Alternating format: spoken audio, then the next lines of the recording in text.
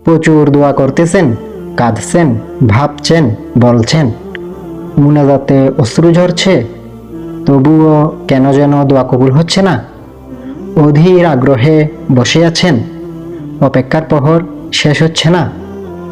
আপনি কাঁদছেন নীরবে, নিভৃতে, রবের সহিত একান্ত আলাপ চালিয়ে যাচ্ছেন, নিয়মিত না হলেও অনিয়মিত। সবর শিখে গেছেন, অশান্ত মনকে শান্ত করবার চেষ্টা চালাচ্ছেন। আপনি হয়তো জানেনই না, রব আপনার দোয়া অনেক আগেই কবুল করে ফেলেছেন। শুধুমাত্র আপনার সবর এর মাত্রা দেখছেন। আল্লাহ তার বান্দার দোয়া কবুল করার ক্ষেত্রে একটু সময় তো নিতেই পারেন, তাই না?